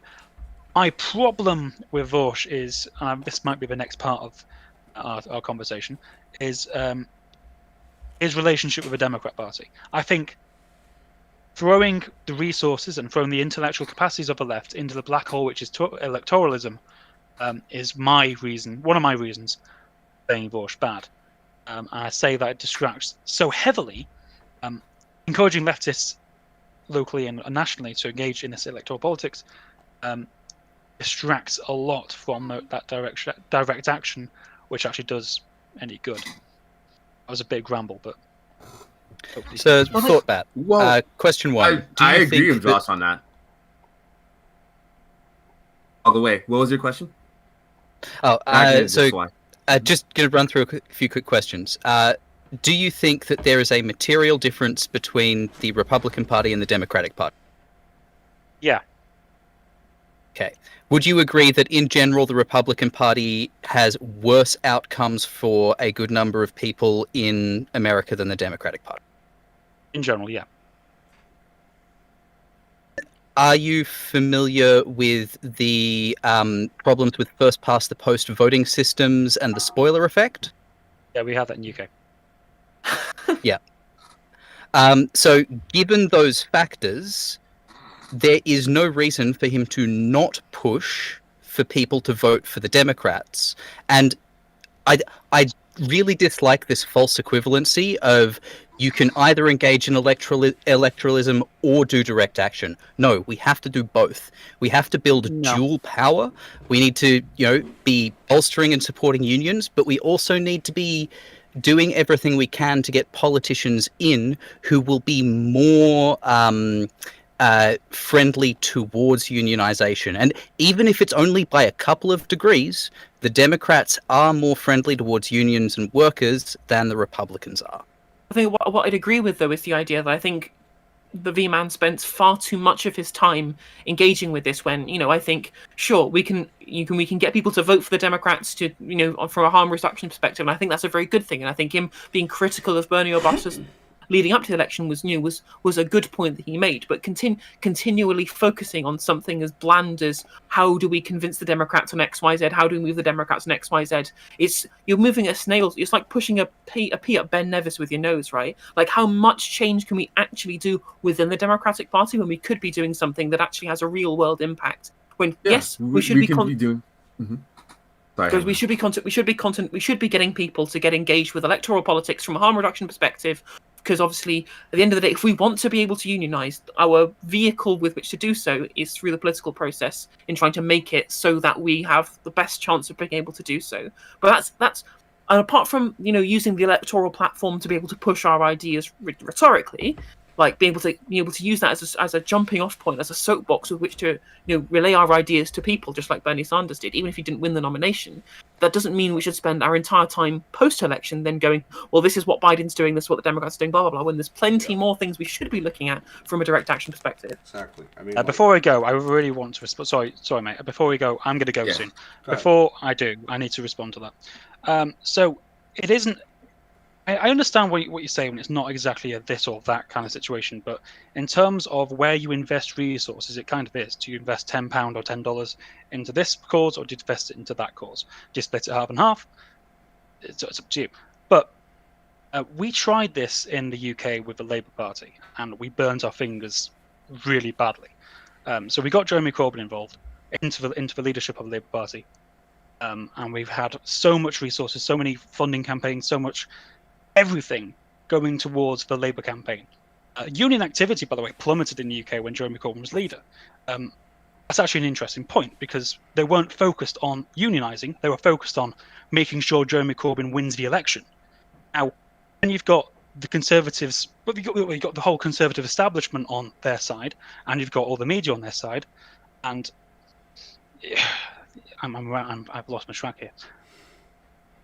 Basically, when I call electoral politics a black hole, it just sucks all the resources away from direct action, and it does do that. I've gone blank again. So yeah, so essentially, I agree. It's any resources that I'm gonna need to go there.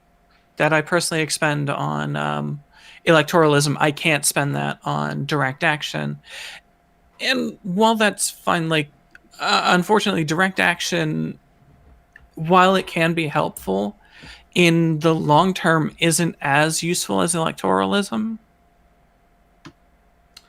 The other thing as well is that like electoralism happens once every 4 years or whatever, whereas you can do direct action anytime.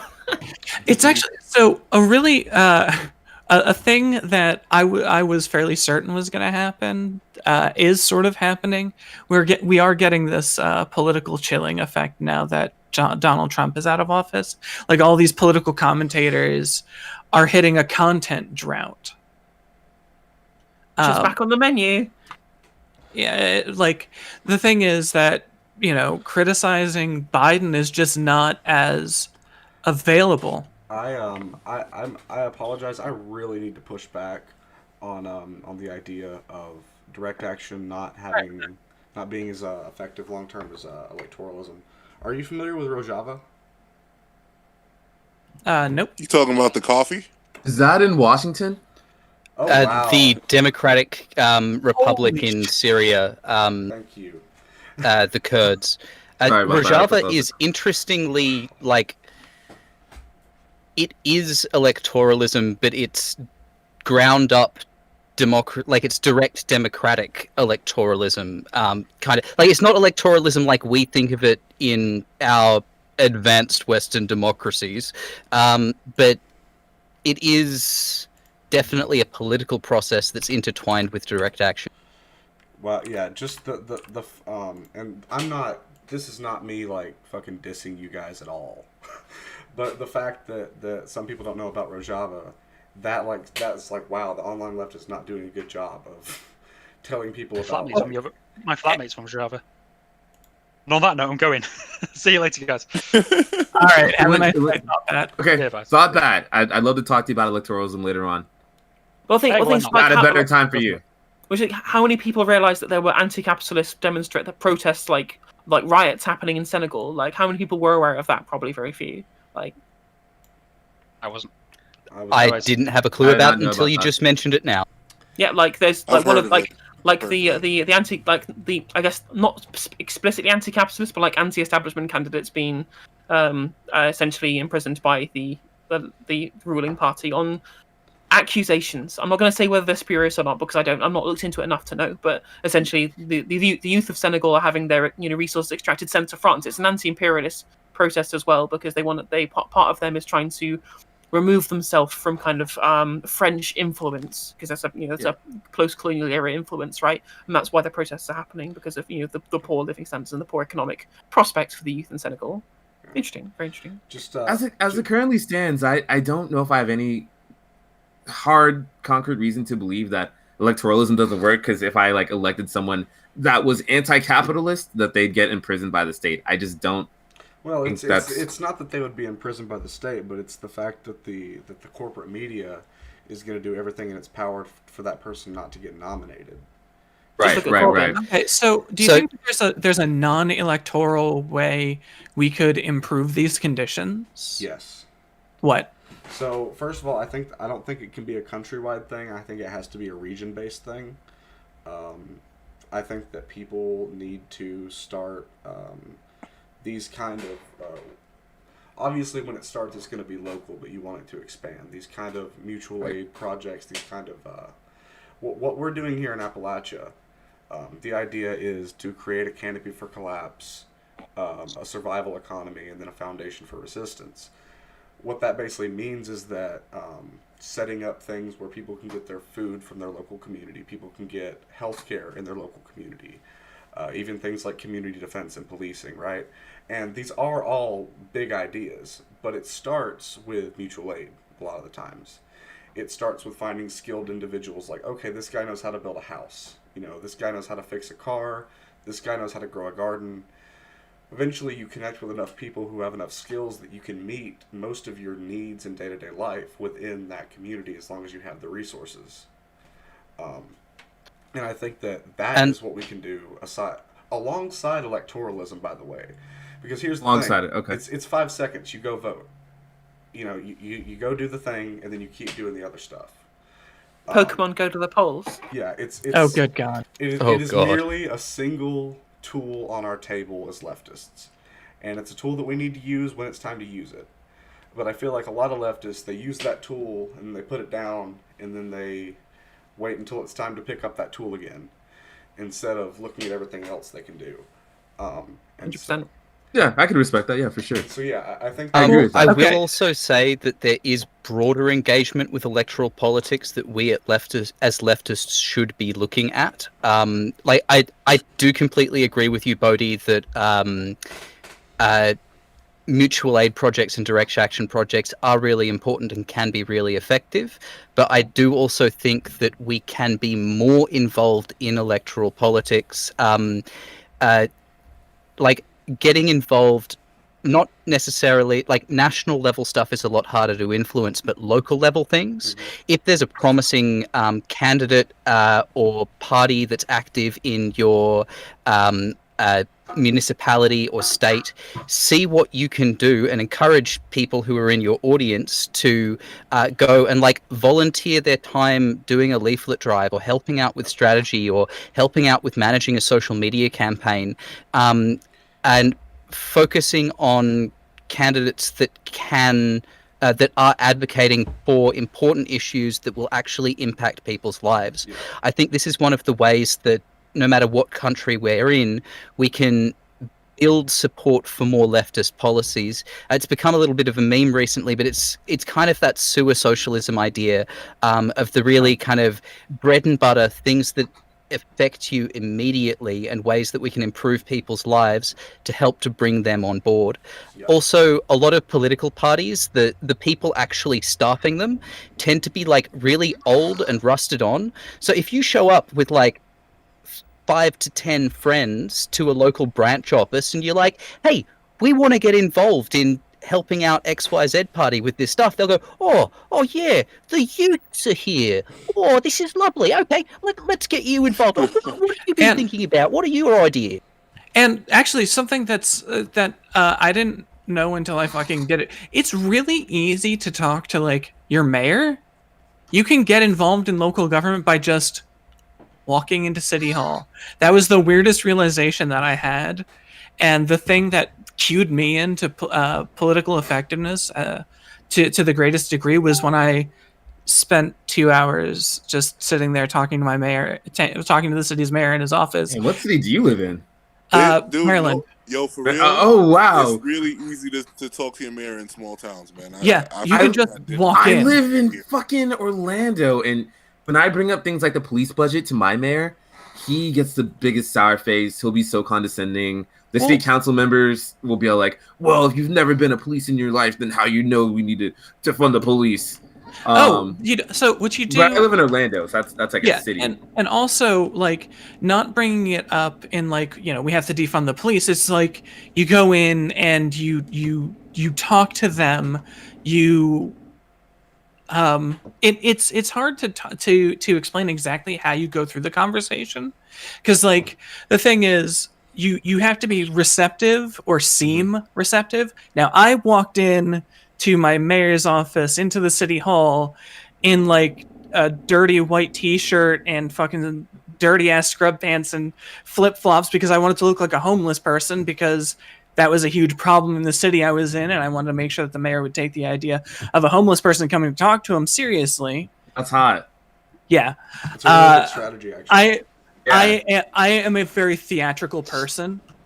This is my Void. She is just quickly visiting. Aww. She is a beautiful little wussen. But yeah, a beautiful little wussen. It's surprisingly easy to just walk in. Honestly, and it's starting to seem, after some of the shit I've pulled off in my life, anywhere, it's very easy to just walk into a place and get to talk to someone. Now, obviously, you're not going to get to do that with the White House, but there are places in your state, you know, like, can you just walk into the state capitol building to talk to a governor or something? Have you tried? And don't get aggressive with the person. You know, you're doing an exploratory thing. Just talk. Mm-hmm. Yeah. City council, very important for actually getting local things done. People don't talk about it quite enough. Yeah. But like, you know, don't just talk to them. You can do a city council. Mm-hmm. Yeah, I'm not talking about going and fucking your city council members. I was just about to be like, maybe you can go and sleep with your entire city Shocking, council. yeah. All right, yeah. Don't take that option off the table. So Yeah, no. It's there for political viability. All things are an option. Yeah, I don't. It is the ultimate slutty Chad move. Just fuck the entire council leftwards. Yes. Yeah, that left stroke is the best. I'm sure there's a horse cock joke in here somewhere. I don't mean to be, dismissive of electoral politics. Look, to the horse cock jokes, I say nay. Oh my god! Because it is a very important part of what we do. Like one of the women one of the people who led the protest, this wonderful lady I know named Marie Mott, she also ran for councilwoman, and she had led the protest the previous summer during the aftermath of George Floyd, and she almost won. And a personal friend of mine ran for Senate a couple of years ago as an anarchist. And so there is definitely viability in electoral politics, but I think that it's honestly mostly to get the eyes on the subject, because a lot of times we're not going to win when we run for office. But exactly, how much influence does AOC have on public policy? Basically nothing. How much influence does she have on, the way people view leftist politics? Pretty good. Like, she's the one showing it. She's the one on the picket line at Amazon union strikes, right? Yeah. Like that brings much more important cause for leftism than what she's doing in her seat in Congress, right? Look it's really weird. On the flip side, as soon as you get a substantial portion of the party made up of people like AOC, suddenly you have an in-party voting bloc, and that starts to become really influential on policy and decisions. Now, the Squad have already had some degree of influence because of their top-notch social media presence and their, as you said, ability to shape discourse and throw focus onto various things. You get that from, 3 or 4 people through to a few dozen, and you can hopefully start having more meaningful policy impact that won't just get walked back by the establishment like what's happened after this election. Yeah. And, like, I mean, you don't even... Sometimes you don't even have to win. You just have to, like, run and then do an effective thing. Beto O'Rourke probably not going to get a whole lot of political power out of, like, doing a good thing during the Texas snowstorms, but, like, he definitely took at least a small amount of power away from Ted Cruz by just showing, hey, here's this guy who you didn't vote for. You could have had this. Yeah. And then the person you did vote for kind of fucked you over. Electoral politics, regardless of how effective you are at policymaking, is always good as a soapbox with which to get your ideas out to people, right? It's an advertising campaign a lot of the time, right? Advertising your ideas rather than your specific policies, right? That's why I was so critical of Jeremy Corbyn after 2017, when he did a really good job of engaging the youth vote, getting apolitical people involved in politics, which is a really important thing that we need to be doing as leftists, because loads of people, they just want to grill. And I'm just like, well, life will be way easier to grill under socialism, right? Exactly. Come on. Like, think grill. about it. Whereas in 2019, Jeremy Corbyn was so intent on getting his manifesto in power, he didn't realise he was fighting a losing battle, and he should have made way. Now all these people are engaged in politics. The Overton window has shifted. We can have someone as leader of the Labour Party who's actually going to be able to put some of those progressive ideas into practice, and then maybe down the line, once people have accepted those particular progressive ideas, then we can move forward to forcing business owners to give shares to the members of their workers in their company, right? Yeah. Good point. Nothing to disagree with. Yeah. I could talk forever about the cult of Jeremy Corbyn and how it pisses me off, but I feel that's a topic for a different day. Yeah. So you're not a Corbynista then? I'm a socialist, right? Like I have a really frustrating. There's a big kind of way which people frame the Corbyn project, as it were, in the UK, is talking about Corbynism, and I was like, that's not what it was. It's social democracy was what his manifesto was built on, right? That's all it was. Calling it Corbynism takes it away from the actual political point he was trying to make and moves us over into this cult of personality, which he didn't really create himself. What he just wanted to do was, essentially do what Mike Gravel did, except he just happened to win out of nowhere because he resonated with people so well that, especially within the Labour Party membership who vote on who becomes the leader. Look, he became the leader out of nowhere, kind of unexpectedly, and then got this platform, might as well use it. And he spread loads of ideas very well. But unfortunately, as we've already said, you can't really be an anti-establishment candidate in electoral politics because of how much money is behind big media and how much they can smear you, which they did. But that didn't really work in 2017 because they didn't really know what they were trying to smear. But then post-2017, he's been the leader for 2 more years, and he's already suffered an electoral defeat. And there's the shadow of Brexit. He was completely fucking useless as a Labour Party leader, and he should have stepped down. Yeah, the electoral system in honestly most countries makes it to where if you go too far left, they won't let you get elected. If you don't go left enough, you're not going to be effective. And there is... And there's hardly any there's hardly any crossover between those two. What the fuck are those graphs called? Venn diagram. Venn diagram. God, you can tell that I'm tired. Well, you look at the Democratic Party, even the progressive members of the Democratic Party outside of the squad and the Dem Stocks and Soc Dems out of there, they won't defend their position. They won't go out of their way to say, social programs and government spending is good. Higher taxes is good. They have to qualify and go, well, maybe we're raising your taxes by X, Y, Z. And just go, no, these things we need to argue from epistemological point rather, that we have the idea that having a large amount of sovereign wealth is a good idea which we can use to fund social programs, whereas they have to keep qualifying it. And that's why the Democratic Party is a lot of the times a dead end, because these positions aren't they vindicate by starting from the position that you can't oppose the Republican Party's ideals. You reify them by saying, well, they are right about this issue, but we're just slightly less radical, which doesn't sway anyone's opinions, right? It doesn't advance the cause of what we want to be doing. So there's a big issue that we all, I think in all three of our countries, we come up against that's been touched on a couple of times, including by No Justice just before. And that's the whole media thing.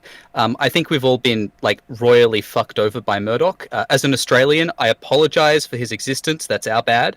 Blaming you. Yeah, that's it's You me specifically. personally. It was a time machine incident. I'm just really sorry.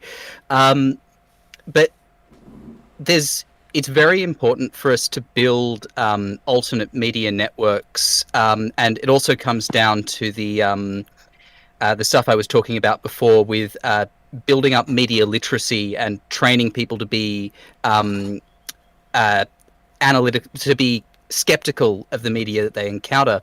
But at the same time, like here in Australia, Murdoch owns something like 76% of all of our print media. And in rural towns, every newspaper available is Murdoch. And because of that, his influence is so hideously vast. This is kind of one of my black pill doomer things. I don't actually know how we combat a propaganda network that advanced and pervasive. That doesn't mean we shouldn't try, but yet I'd be open to hear ideas There's and only thoughts. one real way to do it, and that's With a time machine. Well, the time machine is less blood involved, but there's still a little bit of blood. We have a means of sort of combating the existing media infrastructure. Not, we're not going to be fighting them on equal grounds, but we're using it, right? Yeah. We're using social media in the way that you're sort of talking about. We are using it to combat the existing media machine because we are having these conversations. We are putting out these ideas. Sure, it's going to be a slow fight, but it is happening.